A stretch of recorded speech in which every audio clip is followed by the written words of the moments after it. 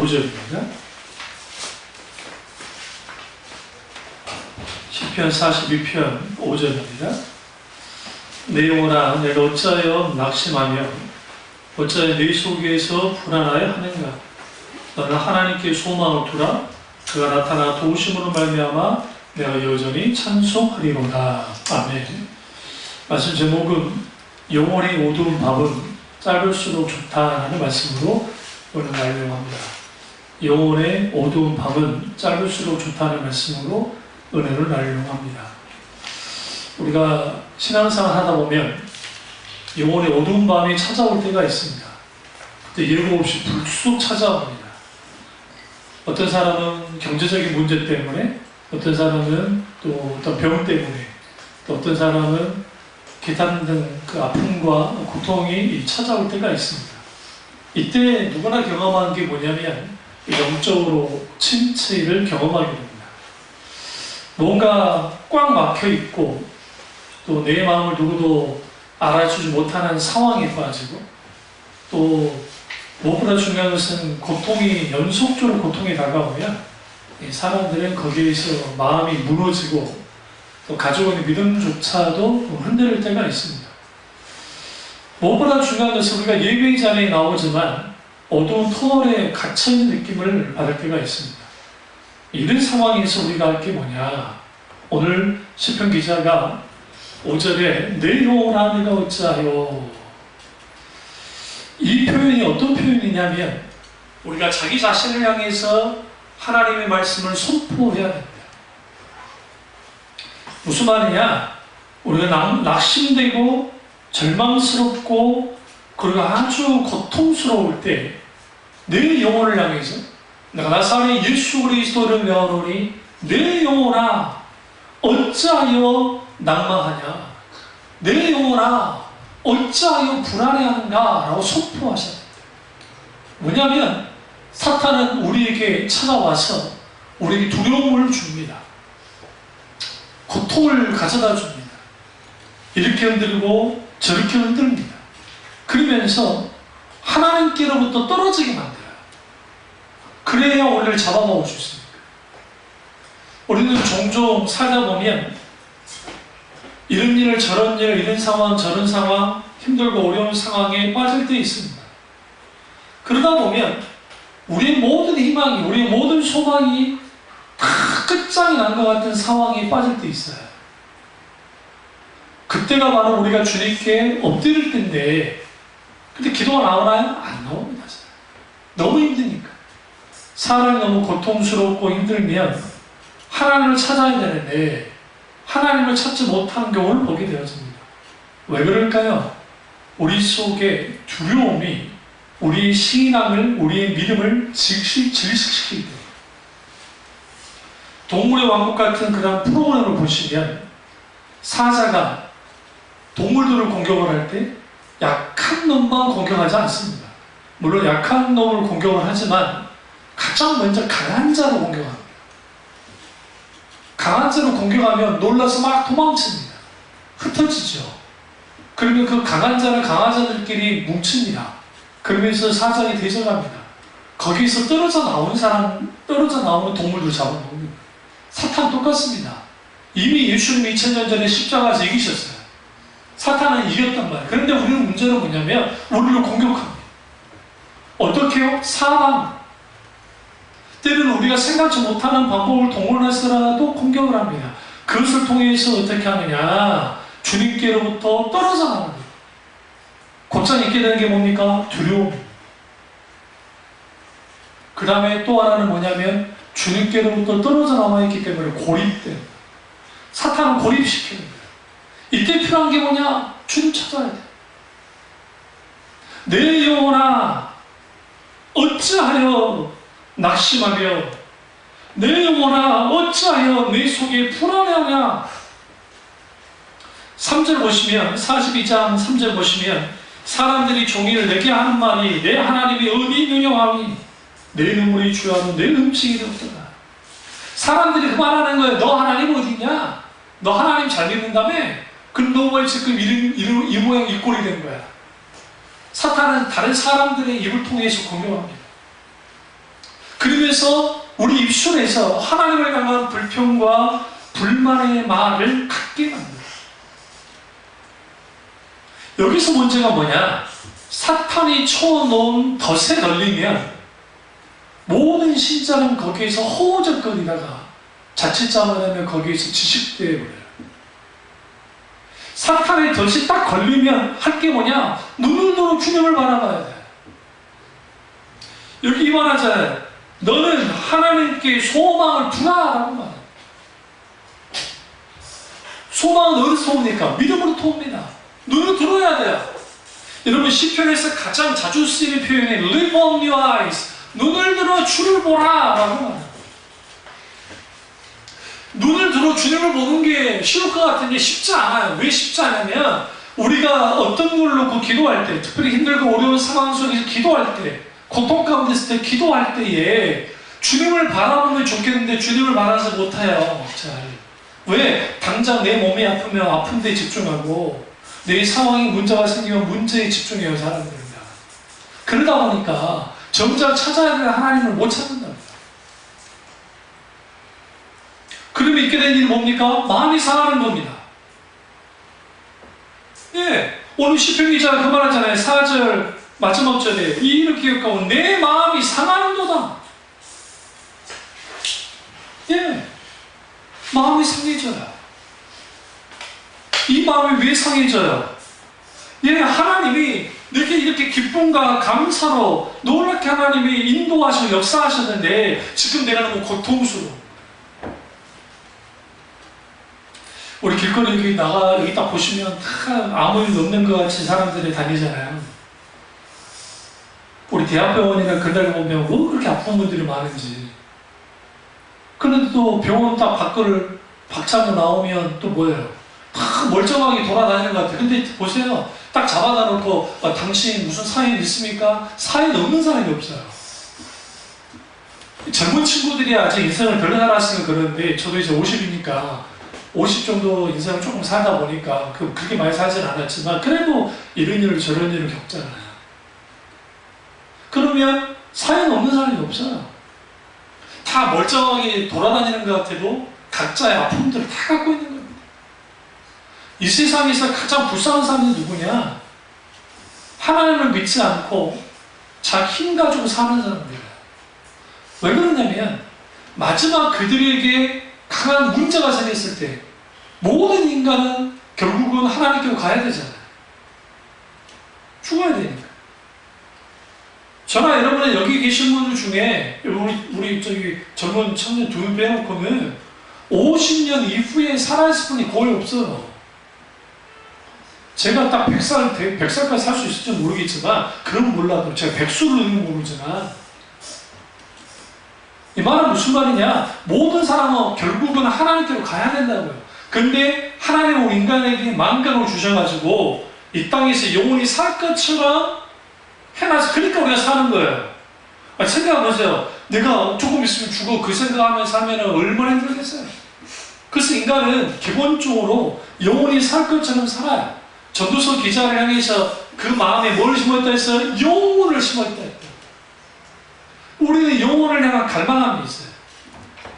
그런데 여기서 중요한 게 뭐냐면 우리가 신앙생활을 하다 보면 영혼의 어두운 밤이 찾아오는데 그 밤은 짧을수록 좋은데 그 밤이 길어지는 거예요. 왜 길어지느냐? 하나님께 빨리 납작 엎드려서 부르짖어 기도하고 주님을 찾아나가면 그나마 밤이 좀 짧을 텐데 우리는 그렇지 않고 이것을 어떻게 해요? 마치 표로하는 배처럼 그냥 있는 거예요. 파도에. 여러분, 표로하는 배는 작은 파도에도 휘청거립니다. 아무리 어마어마한 큰 유조선이라 할지라도 기관실이 고장이 나잖아요. 파도에 의해서 이거는 감당을 못하게 됩니다. 무슨 말이냐? 엔진이 꺼져버린 모든 배는 아무 의미 없는 것처럼 그러나 통통배라 할지라도 엔진이 살아있으면 큰 파도가 아닌 이상 박차고 나갑니다. 목적지까지 나아가죠. 오늘 우리 엔진이 꺼지면 안 돼요. 영적인 엔진이. 영적인 엔진들이 꺼져버리니까 어떻게 되느냐? 영혼의 깊은 밤이 찾아옵니다. 그 영혼의 깊은 밤은 뭐냐? 영적 침체. 영적 침체가 개어지면 여러 가지 시험에 노출됩니다. 그리고 또 하나는 세상 유혹에 걸려들어요. 그리고 더 문제는 뭐냐면 영적인 타락성이 젖어요. 타락성이라는 말은 무슨 말이냐면 습관이 되는 거예요. 여러분, 어떤 신앙이 무너질 때에 큰 문제 가지고 무너지는 경우는 별로 없어요. 잘 생각하세요. 모든 무너짐에는 미세한 조짐이 있습니다. 예수님이, 베드로가 예수님이 잡히셨을 때에 세 번 부인하잖아요. 우리 생각에 그때 갑자기 변심해가지고 베드로가 부인했다고 생각하십니까? 이미 전조 증상이 있었어요. 그건 뭐냐? 예수님이 이제 가이사라 빌립보에서 인자가 누구냐 물으셨고, 베드로가 그 유명한 신앙 고백, 주는 그리스도시여 살아계신 하나님의 아들이니라 고백을 합니다. 비로소 그때 예수님 사역이 딱 정확하게 반이 됐을 때, 그때 예수님이 뭐하느냐? 인자가 십자가에 관원들에서 넘겨지겠고 죽을 거라고, 그리고 사람 안에 부활할 것을 주님 말씀합니다. 그러자 베드로가 어떻게 반응합니까? 우리 성경에는 아주 신사적으로 써놨는데 예수님께 마치 그냥 따뜻이 물었다고, 따뜻이 했다고 생각하는데, 해가 원어나 영어 성경을 잘 보시면 예수님을 꾸짖었어요. 베드로가. 고대 사회에서 제자가 스승을 꾸짖는 일이 있을 수 없어요. 그냥 꾸짖는 게 아니고 윗사람이 아랫사람을 아주 찍어 누르듯이 예수님께 있다고요. 호통을 치면서 절대로 그럴 수 없다는 거죠. 어떻게 십자가에서 죽느냐는 거예요. 그러자 예수님 뭐랍니까? 사탄아 물러가라. 유일하게 예수님한테 사탄의 소리를 듣는 게 베드로예요. 베드로가 사탄이라는 게 아니라 그 말이 사탄이 주장한 거예요. 이미 그때부터 전조증상이 있었습니다. 그리고 예수가 혼이 크게 났잖아요. 공생기간이 쭉 지나오면서 예수님이 시간만 나면 인자가 죽어야 돼. 나는 십자가에 죽을 거다 하면서 이제 넘겨 죽을 거야 계속 말씀하세요. 그러니까 베드로가 뭐라고 하냐면, 예수님 여기 있는 제자들 보시죠. 이 제자들은 타 예수는 버릴 자로 저는 안 버릴 거예요. 자, 끝까지 목숨을 버려서라도 예수님을 지키겠습니다 라고 합니다. 그러니까 예수님 뭐라고 합니까? 야 베드로야, 시몬아, 사탄이 너를 밀 까부르듯이 까불려. 내가 막지 않았으면 너는 이미 까부러졌어. 이미 끝장이 났단 말이야. 무슨 말이냐? 베드로가 영적 교만 상태에 있던 거예요. 그런 상황이 뭐까지 연결되느냐? 그날 밤, 예수님이 잡히시는 그날 밤에 그 사건이 벌어진 거예요. 그 베드로는 뭐 했느냐? 예수님을 지키고자 마음이 있었기 때문에 칼을 갖고 있었던 거예요. 성경 보시면. 예수님의 제자들은 유일하게 칼을 소지했습니다. 이 말은 무슨 말이냐? 자기가 어떻게든 자신의 능력으로 힘으로 예수님을 지켜야겠다 생각을 한 거예요. 그다음 결국은 말고기를 자르고, 돼지시장 종이었던 말고기를 자르고 난 다음에 검으로 앉아 검으로 말할 거라고 주님 말씀하시고, 그걸 버리고 자기도 도망치지 않아요. 몰래 도망칠 수 없으니까 예수 잡혀가니까 한 말은 있고 몰래 따라갔다가 3번 부인하는 거예요. 이 말은 결국은 우리는 신앙생활하면서 교만함으로 나가는 문제지만, 또 너무 지나칠 정도로 죄책감에 빠져서 거기에서 막 불평과 불만과 그리고 자괴감에 빠진 상태에서 하는 이 모든 것들도 영적 침체로 가게 만듭니다. 문제는 영적 침체, 영혼의 어두운 마음이 길어지면 신앙이 타성이 젖어져서 예배 드릴 때에도 형식적으로 돼요. 각종 프로그램에 참여하지만 그냥 참여하는 거예요. 영적인 깊은 세계 안에 들어가지 못하고 수박 거닥게 하듯이 그렇게 하기 시작합니다. 그러니까 겉으로는 화려해요. 속은 텅 빈 거예요. 두 번째는 이전에 알던 틀에 갇힙니다. 자기 내면 속에서 무슨 일이 일어나는지를 몰라요. 그런 다음에 무너질 때가 오는 거야. 그게 재정의 문제, 건강의 문제, 관계의 문제, 어떤 문제, 그거에 의해서 무너지기 시작합니다. 그래서 타성이 젖으면, 영적인 타성을 방치하면 사고가 납니다. 어떤 사고가 나요? 사탄에 의해서 혹은 환경과 상황에 의해서 나 자신을 불신하기 위해서 넘어지고 자빠지고 꼬꾸라지는 거예요. 여기에서 무슨 일이 벌어지느냐? 계속적으로 신앙의 뒤로 밀려나는 거예요. 오늘 이 상황을 고라의 자손이 시편 40편에 있는 이 고라의 자손이 이걸 경험하는 겁니다. 그럼 왜 이가 지금 흔들리느냐? 고라의 자손의 상황이 그렇게 좋지 않았어요. 다시 말하면 승승장구하고 잘 나갔으면 사람들이 네 하나님 어디냐 놀리지 않았을 거라고요. 경멸하지 않았을 거라고요. 근데 그들의 눈에 미친 고라가 형편이 없는 거야. 야, 너 믿는 하나님 어디 있냐? 말을 하나님이 뭐 한다더만, 야, 뭐 예수 믿는 하나 믿든지 말든지 뭐 다를 거 없네. 아, 그럴 거면 교회 안 다니겠다. 그죠? 그런 상황이에요 지금. 그러니까 오늘 이 고라의 자손이 내 여호와라 내가 어찌하여 하면서 자기 자신을 향해서 말씀을 선포한다. 영혼의 깊은 밤이 짧으려면 첫째로 자기 자신을 향해서 말씀을 선포해야 돼요. 하나님의 말씀을 붙들어야 돼요.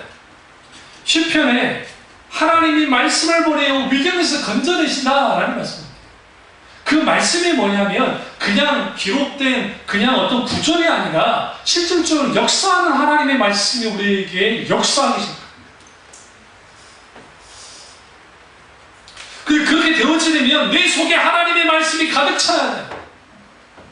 우리 속에는 두려움을 몰아내려면 하나님의 말씀에 붙들려야 돼.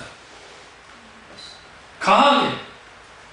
원수는 어떻게든지 하나님의 말씀으로부터 벗어나게 만듭니다. 하나님의 말씀이 들리지 않도록 만들어요. 하나님의 말씀을 보지 못하도록 만들어요. 그런데 우리는 항상 말씀에 귀 기울여요. 그럼 어떻게 해야 되느냐? 하나님의 말씀에 자주 노출돼야 되고, 그리고 이런 태도 가져야 돼요. 주님 말씀하옵소서. 제가 듣겠습니다. 언제든지 들을 길을 열어야 돼요. 근데 여기서 중요한 게 뭐냐면 시선이에요. 하나님께 소망을 두고, 그리고 이렇게 말하잖아요. 5절에 그가 나타나 도우심으로, 이게 굉장히 중요한 표현이에요. 그분이 나타나서 도우심으로 말미암아 내가 여전히 찬송하는 거다. 여기서 여전히 찬송한다는 게 무슨 말일까요? 주님이 나타나 돕기 전에도 찬양한 거예요. 찬송을. 시편은 찬양이기도 하지 찬송이기도 하지만 기도이기도 해요. 그래서 테힐린, 테필라, 시편을 기도문이라는 표현을 써요. 찬송시이기도 하지만 기도문이라고 하는 거예요. 여전히 찬송한다는 말이 뭐예요? 영혼의 어두운 밤이 빨리 지나가려면 두 번째로 지속적으로 하나님을 찾아야 돼요. 기도해야 돼요. 기도하지 않는 자가 영적인 어두움에서 벗어나는 길은 절대로 없어요. 우리 어떤 집회 가가지고 집회 때 은혜를 받아요. 그 은혜 조금 받았다고 해서 영적 침체로부터 딱 벗어나올 수 있을 것 같으세요? 안 돼요. 이유가 있어요. 왜냐면 그 당시에 내가 뭔가 거기서 벗어날 수 있을 것 같은데 못 벗어나요. 왠지 아세요? 여러분이 영혼의 어두운 밤이 기간이 어느 정도인지 그게 중요해요. 처음 예수를 믿고 은혜를 받고 난 다음에 영혼의 어두운 밤이 찾아오면 금방 회복이 돼요. 그때는 하나님의 놀라운 은혜가 계속 함께하기 때문에 첫사랑의 은혜가. 근데 신앙생활을 조금씩 오래 하잖아요. 오래 하다 보면 하나님 주신 은혜가 있긴 있지만 그 은혜를 다 쏟는 경우가 많아요. 이걸 옛날 우리 목사님들 말처럼 까먹는 거야. 이런 말 하잖아요. 옛날에 제 어렸을 때 어차피 제가 목회했지만 거기 있었으니까 목회를 떠난 적이 없으니까 부흥회를 한번 하면 부흥회를 월요일부터 금요일까지 혹은 토요일까지도 했단 말이에요. 토요일 새벽 예배까지. 그 부흥회를 쭉 하다 보면 또 옛날 목사님들은 부흥회를 하시면 설교가 아주 길었어요. 그리고 설교 다 끝나시고 기도하시면 그 기도 시간도 뭐 1시간, 2시간 갈 때도 있고 그렇게 뜨거웠단 말이에요. 그러면 오셔서 하시는 말씀이 동강사 목사님들이 이번 집회에 은혜 받으면 저보다 몇 개월은 은혜를 아까먹는 거예요. 그러니까 2, 3개월 정도는 유지를 한단 말이에요. 근데 장경도 목사님이 그 부흥회 가시면서 그때 한번 말씀하신 거 정말 그 공감했던 게 과거에 이제 90년도 넘어서는 은혜 받으면 그래도 적어도 2주는 갔는데 2주는 갔는데 요즘에는 은혜 받으면 그 당일로 끝난다는 거예요. 교회 문 열고 나가면은 까먹어. 무슨 말이냐? 한참 한국교회가 하나님의 은혜가 있을 때 교회마다 정말 예배 가운데 은혜가 있었고 눈물이 있었고 참 아직도 잊지 못한 게 목사님 설교를 하시는데 노권사님들이 그렇게 오시는 거예요. 설교가 슬퍼서 울기도 하지만 그때는 회개 설교가 많았고 지옥에 대한 설교도 많았고 천국에 대한 설교도 참 많았고 재림에 대한 설교도 많았잖아요. 그러니까 하늘 가는 밝은 길이 내 앞에 있으니 그 찬양을 하면 권사님들이 그렇게 오죠. 하나님 나라 바라봅니다. 그런 속에서 은혜가 막 넘쳐요. 그러니까 영적 침체가 꽤 길지 않아요. 그리고 과거에는 집회도 많았어요. 부흥회가 많았다면 분기를 하는 경우도 많았고 1년에 한 교회가 한 4번 정도 하기도 하고 적어도 한 크게 2번 정도 하고 가을 때, 봄 때 집회를 하기도 하고. 그러나 오늘날에는 부흥회 한다고 모입니까? 안 모여요. 왜 이런 영적인 이런 어두움이 이렇게까지 몰려왔느냐? 뭘 잃어버렸어요? 우리가 하나님을 찾는 것, 그리고 그분을 찬양하는 것, 잃어버린 거예요. 지속적으로 주님 찾으셔야 해요. 나 자신을 향해서 하나님 말씀을 선포해라 했죠? 내 영혼아, 어찌하여 불안해하며 어찌하여 난망하느냐? 내 안에 있는 두려움다. 내 안에 있는 모든 것들을 주 예수 그리스도 이름으로 깨부셔야 돼요. 종종 우리가 병원에 가면 의사들이 나이 따라서 의사들이 이제 좀 달라지는데 의사들도 만져지면 가장 기고만장할 때가 30대 후반부터 50대 초반까지 의사들. 마치 자기가 하나님처럼 보여요. 그 분야의 전문가라는 것들. 단정하기도 하고 막 그런 거예요. 어저께 인요한 송대산이 아들 연세대학교 의사 선생님이신데 근데 의사시잖아요. 아버지가 송대산님이셨고 외국분이지만 우리나라 귀화하셔서 한국분이신데 근데 그러시네. 그분이 환자들한테 딱 손잡고 인자 미소 탁 지면서 걱정하지 마세요. 편히 먹고 안 믿는 분들한테는 그렇게 말하고 믿는 분들한테는 하나님께서 하십니까? 크게 정말 하나님 붙들고 하시라. 그 말 한마디가 뭐예요? 붙들어져요.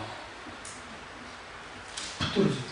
이용식 씨하고 아주 가까웠는데 이용식 씨가 건강이 아주 좋지 않아가지고 막 갈등하고 이제 하니까 후배 의사가 이용식 씨 상태에 대해서 아주 좋지 않게 말해요. 그러니까 인요한 교수님이 뒤돌아서 혼을 낸다고요. 또 좀 틀린 말도 있고. 그러면서 이런 말 했다잖아요. 걱정하지 마시고 잘 발 뻗고 주무시라.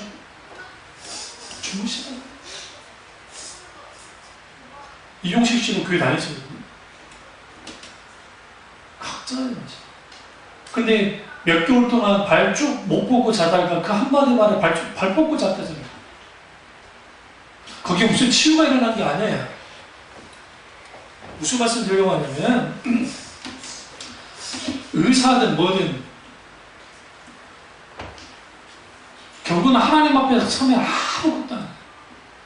그래서 우리 믿는 사람들은 어떤 상황이 벌어질 때 두려움이 몰려올 때 뭘 붙들어야 돼요? 주님 붙들어야 돼요. 뭘 붙들어야 돼요? 하나님 말씀을 붙들어야 돼요. 그래서 주님 말씀하옵소서 내가 듣겠습니다. 하나님의 음성을 듣고 그 말씀에 반응해야 돼요. 그러면 내 마음속에 뭐가 주어지기 시작하냐면 두 가지가 주어지는데 하나님 평안이 주어지고 하나님 담담이 주어져요. 어제도 역사했던 하나님이 오늘 역사하지 않을 일이 없잖아요. 조금 전에 제가 하나님을 제한하지 말라는 책을 잠깐 읽고 올라왔는데 하나님을 제한시켜버리는 거예요. 사탄은 기본적으로 그러니까 성경의 시편 77편인가 거기에 하나님을 격동시켰다 했더라고요. 광야 이스라엘 같은 경우에 우리 성경에는 격동시켰다고 되어 있는데 히브리어 원전과 영어 성경은 리미트 있다 했거든요. 제한을 거예요. 하나님을 제한시켜버리는 거예요. 조심해야 될 게 영혼의 깊은 어두운 밤이 들어올 때 우리 스스로가 하나님을 제한시키는 순간 사탄의 밥이 되어버려요. 아주 가지고 놀아요.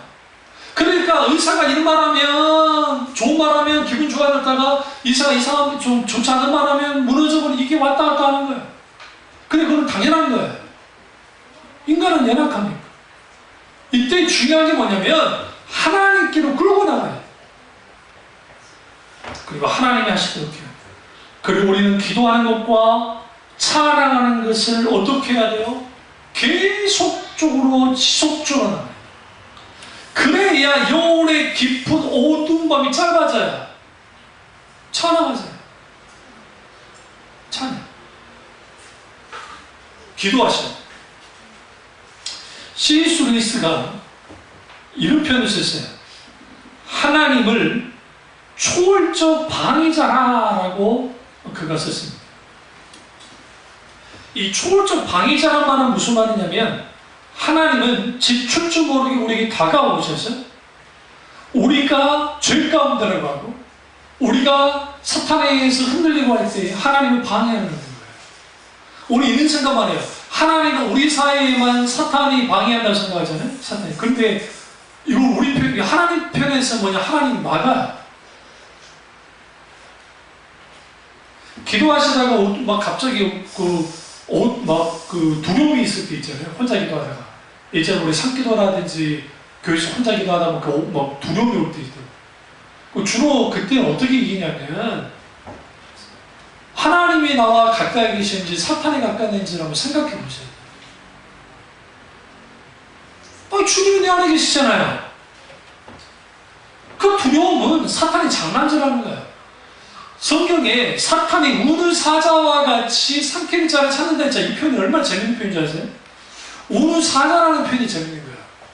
사자가 외국 동물 한번 보세요. 언제 이렇게 이걸 하느냐? 저녁하고 동트기 전에 새벽에 사자가 그렇게 울 때가. 또 하나는 겁줄 때예요. 주로 그것은 사자끼리, 같은 사자끼리 싸울 때, 특히 수컷 사자끼리 싸울 때 그 짓을 해요. 왜? 경고하니까 너 빨리 물러가, 그거예요. 근데 새벽하고 저녁에 이렇게 막 우는 사자같이 막 울잖아요. 이건 뭐냐면 약한 것들이 벌벌 떠나. 우리 생각할 때 이런 말 하잖아요.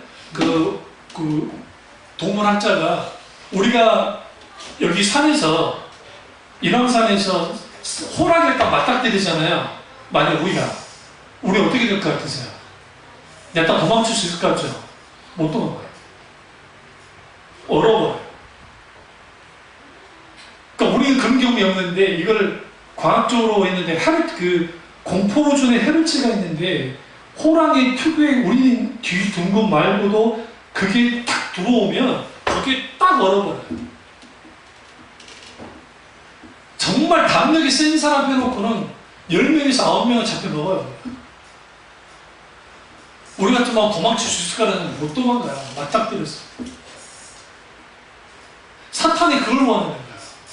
사탄은 우리에게 와가지고 직접 막 아가리를 뒤물어가지고 머리를 막 집어서 삼키고 싶은데 주님이 막고 있잖아요. 이미 승리하셨는데. 그게 우리가 어떻게 하는 게 겁주는 거예요. 겁주면 줄기로부터 벗어나니까 그때 해치우려고. 그래서 영혼이 깊은 어둠 속에 힘들고 어렵고 고통스러울 때 주께 납작 붙어야 돼요. A처럼 붙어 있어야 돼요. 그게 시편에 주 날개에 그늘 안에 가야 돼. 그 주님 안에 가요. 그늘 안에 들어가야 돼. 그러려면 우리 주님이 초월적인 방해자로 찾아오셔서 낙심한 심령에게 찾아오시고 고통 가운데 있는 자들에게 찾아오셔서 어떻게 하세요? 이렇게 세우신다. 언제든지. 때로는 넘어지고 망가져도 하나님이 내미시는 손을 붙잡으면 거기에서부터 우리는 뭐 하느냐? 영혼의 깊은 어둠으로부터 서서히 벗어나요. 문제는 영혼의 깊은 어두움이 계속적이 되어지면, 길어지면 하나님과의 관계가 가로막힙니다. 그러니까 하나님이 살아계시다는 살아계시다는 그게 인식이 안 돼요. 근데 걱정하지 마세요. 우리가 영적으로 이렇게 어려움 속에 있어도 주님은 여전히 건져주신다. 그거 믿으셔야 돼요.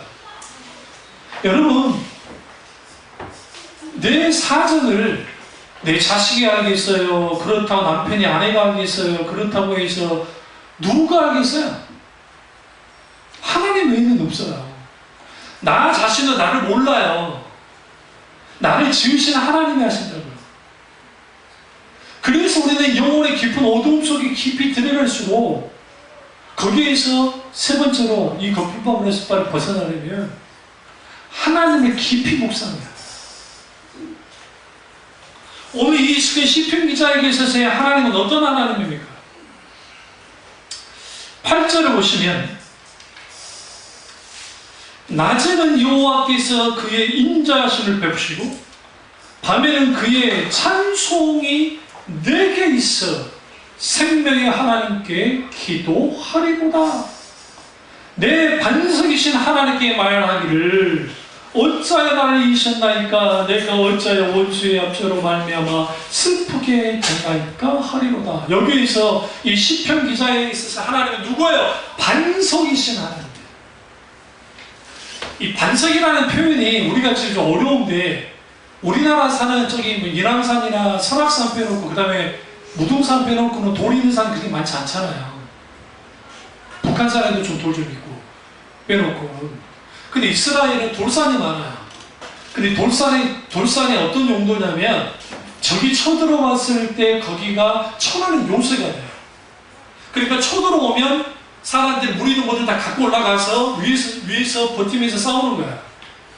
그러니까 반석이라는 것은 일반 단순히 이 정도 바위를 말하는 거대한 그 안방 같은 그런 바위인데 그게 하나님이시라는 거예요. 그러니까 하나님이 반석 되시고 피난처 되시고 보호차가 되시고 요새 되시잖아요. 그러니까 하나님은 나의 요새십니다. 하나님은 나를 지키시는 분입니다. 그렇게 그가 알고 있었어요. 그런데 여기서 하나님 그분을 깊이 묵상할 때 두 가지 표현. 낮에는 여호와의 인자하심을 베푸시고 하나님이 내게 베푸신 그 인자하심 헤세드에 하나님의 은혜와 사랑과 자비가 그가 그걸 느끼고 있는 거예요. 아는 거예요. 경험하는 거예요. 영혼의 깊은 어둠이 있을 때 우리는 그것을 하나님의 크신 은혜를 경험하는 거예요. 내가 아무 일 없고 평탄하게 살고 하는 거 그거 좋겠죠. 그러나 거기에 하나님 은혜를 경험하는 별로 없어요.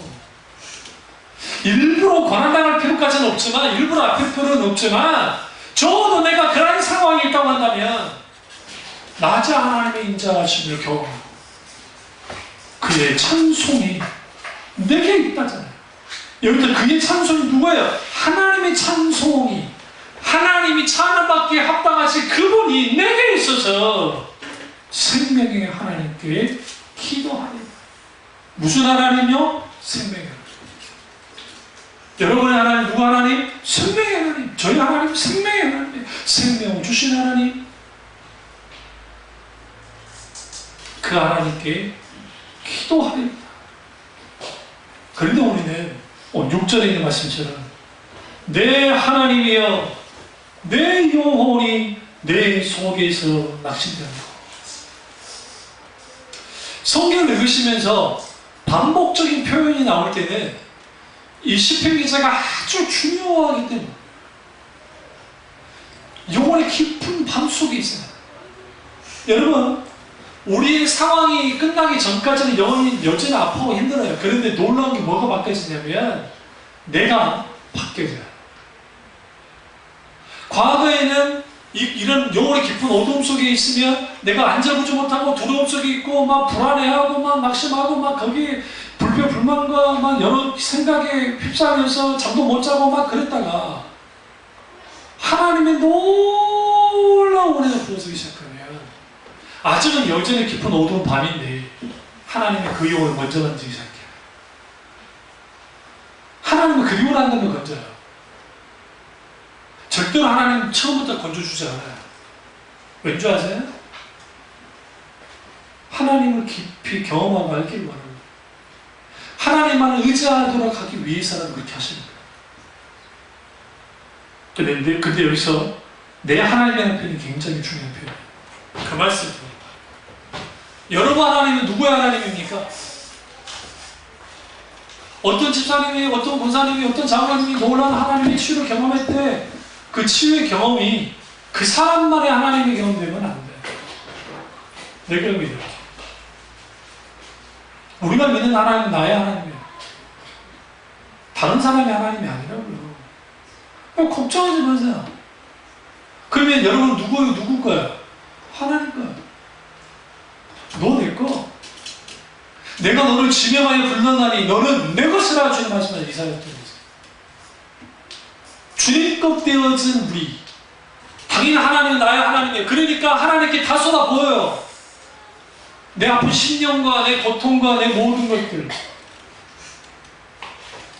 불안함과 염려와 근심과 걱정과 두려움과 모든 것들, 심지어는 의심까지도 주님께 다 내는 거예요.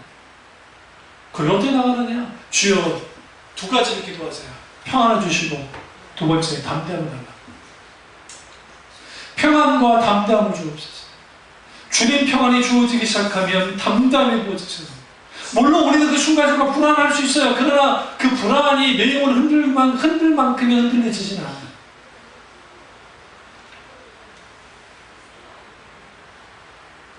근데 여기서 재미있는 표현이 나오는데요. 이게 이제 은유적 표현인데 7절 보시면 주의 폭포 소리에 깊은 바다가 서로 부르며. 여러분 폭포 소리 들어보셨죠?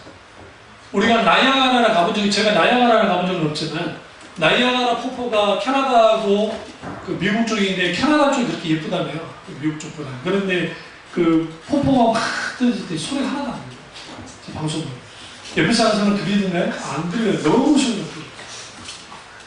이 폭포 소리라는 표현은 뭐냐면 하나님의 소리가, 음성이 바다가 다 들릴 만큼의 어마어마한 음성이 들려요.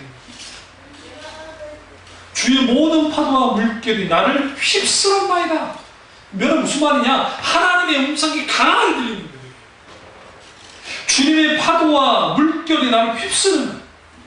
이거는 하나님의 강한 은혜가, 하나님의 함께 하심의 역사가 그 시편 기자에게 몰아치는 겁니다. 영혼의 깊은 어두운 마음일수록 우리는 뭐 해야 되느냐? 그렇기 때문에 하나님을 깊이 묵상하고, 내가 고난 가운데 있으면 그 고난의 이유가 뭔지에 대해서 정말 깊이 묵상함을 통해서 결국은 하나님께 영광을 드려야 돼요.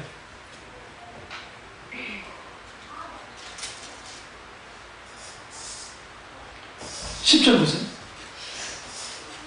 내 뼈를 찌르는 칼같이 내 대적이 나를 비방하여 늘 내게 말하기를 내 하나님이 어디 있느냐 하더라. 여러분, 뼈를 찌르는 칼같이 심령을 찌르는, 얼마나 아파요. 손으로 때리는, 주먹으로 때리는 폭력만이 아니라 말의 칼도 상상을 초월하고 아프잖아요. 사탄이 그렇게 하는 거예요. 원수가 그렇게 하는 거예요. 여쭤. 그럼 사는 말이 네 하나님 어디 있냐? 5주를 계속 말해요. 네 안에 뭐 어디 있냐? 근데 똑같은 말 하잖아요. 고백하자 11절. 내 영혼아 내가 어찌하여 낙심하며 어찌하여 내 속에서 불안해하는가? 너는 하나님께 소망을 두라. 나는 그가 나타나 도심을 말미암아 내 하나님을 뭐하리라? 여전히 찬송하리로다. 자기 자신을 향해 하나님의 말씀을 선포해야 돼. 주눅 들고 영적으로 처지할 때 늘 여러분 그러세요. 내가 나사렛 예수님의 언어니 내 영혼아 일어날지어다. 내 마음이 무너질 때 내 영혼아 나사렛 예수 이름으로 말하노니 다시 샘을 갈지어다. 회복될지어다. 시편 42편에 42편으로 끝나지 않아요. 여러분 이게 뭐로 연결되느냐? 43편으로 연결돼요. 2절 보세요. 43편 2절. 주는 나의 힘이 되신 여호와시니 어딜 어찌하여 나를 버리셨나이까? 내가 어찌하여 원수의 갑으로 말미암아 슬프게 다니나이까? 4절 보세요. 그런즉 굉장히 중요한 표현이에요. 내가 하나님의 제단에 나아가 나의 큰 기쁨에 하나님께 이르리이다. 하나님이여 나의 하나님이여 내가 수금으로 주를 찬양하리이다. 마지막 네 번째, 영혼의 깊은 어두움부터 벗어나려면 주님의 제단으로 나와야 돼요. 주님의 지성소로 나와야 돼요. 주님이 계신 자리로 나와야 돼요. 그것이 교회일 수도 있고, 그것이 여러분 기도에 채워설 수 있고, 그 처소로 나와야 돼요. 근데 참 재미있는 표현이 나오죠. 나의 큰 기쁨에 하나님께 이르리이다. 하나님이 내 기쁨이 되는 거예요. 하나님이 나의 즐거움이 되는 거예요. 네. 제가 교회 철학 때도 제가 설교를 했지만 그 주님이 나의 기쁨 되어주고 그 주님의 즐거움이 되는 거예요. 그것은 그냥 되어지지 않아요. 아주 기쁨 속에서 어둠 속에서 우리가 하나님의 손길을 사랑의 손길을 인정하시는 손길을 경험했을 때 그 주님이 나의 뭐가 되는 거예요? 그 기쁨의 하나님 되죠. 그러면서 뭐라 합니까? 내가 수금으로 주를 이제 악기까지 동원하겠다. 그런데 중요한 게 있어요. 똑같은 말씀이 또 나오죠. 내 영혼아 내가 어찌하여 낙심하여 어찌하여 내 속이 불안해하는가? 너는 하나님께 소망을 두라. 그가 나타나 도심을 말미암아 내 하나님께를 여전히 찬송하리로라. 우리는 이걸 읽으면서 그럼 여전히 불안함이 해결이 되지 않아서 이런 고백하는가? 그게 아니에요. 시를 이해할 때는 그러니까 우리나라 시와 히브리 시의 차이는 뭐냐면 이게 일종의 뭐라고 그래요? 역발상이 아니라 반의적인 표현이에요. 반의 좀 어려웠잖아요. 어쩔 수 없죠. 제가 이걸 반의적인 표현한 말은 무슨 말이냐면 이 고통이 어마어마하잖아요. 이 고통이 어마어마한데 이제 이미 시편 기자는 이걸 이겨냈어요. 근데 여전히 그 문제는 있어요. 그런데 내 영혼아 하면서 이걸 계속 강조하면서 시편 42편 1절과 그 다음에 11절과 43편 5절에서 똑같이 이 말씀이 나와요. 그러면서 이 말씀이 뭐와 딱 연결이 되냐면 44편 26절에 와보세요.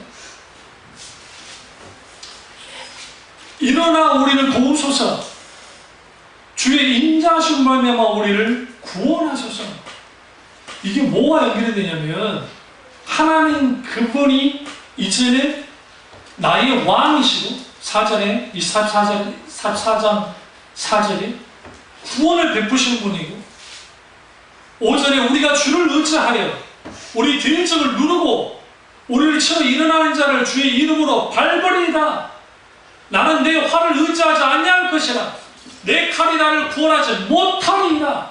여기서 가장 큰 핵심은 이제 여기서 보세요. 뭐가 바뀌어지냐면 이 시편이 내 속에 불안하고 내 고통이 어떠한가 그게 중요한 게 아니고 여전히 찬송한다는 거예요. 내가 여전히 주님을 찾고 내가 여전히 하나님을 믿고 내가 여전히 주님을 붙든다. 근데 그 주님이 뭐합니까? 내가 주님을 의지하고 대적을 누르고 나를 치는 이런 자를 내가 주의 힘을 밟아버리고 나는 내 화를, 내 능력을, 내 힘을 의지하지 않고 내 칼이 나를 구원하지 못하고 나를 어떻게 한다? 우리를 구원하시는 그 하나님, 그 하나님만을 내가 의지한다 하면서 영혼의 깊은 어둠의 그 짓눌렀던 그 무게보다도 이제는 하나님을 의지하고 하나님을 소망하고 하나님을 바라보는 게 더 크고 내가 이런 중에도 나는 여전히 찬양하고 있어요. 나는 이런 중에 여전히 하나님께 영광을 드리고 있어요. 원수야 와봐. 할 수 있으면 해봐.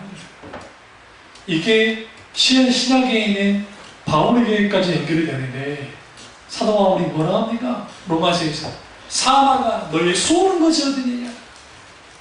이 세상에 가장 무서운 게 뭐야? 죽음 아닙니까? 근데 사도 바울이 죽음을 향해서 조롱하고 있어요. 그 힘이 어디로부터 왔어요? 여전히 도우시는 하나님이에요. 예수 그리스도 그분. 그렇기 때문에 여러분 두렵습니까? 힘듭니까? 남아합니까? 죽음의말로 여러분이 신나게 하나님의 은혜를 경험할 거예요. 정말. 그리고 우리의 생각과 우리의 모든 것들을 이제는 하나님의 말씀으로 정돈시키고 여러분 계산하지 마세요. 그는 그렇다고 해서 막 그냥 붕 떠있듯이 그렇게 살아가는 건 아니지만 결국 이 모든 것을 하나님께 맡기고 나아가셔갈 때 주님만을 바라볼 때 영혼의 깊은 어두운 밤이 짧아집니다. 그 은혜가 저와 여러분의 있기를 주님으로 축원합니다. 기도하겠습니다. 기도하실 때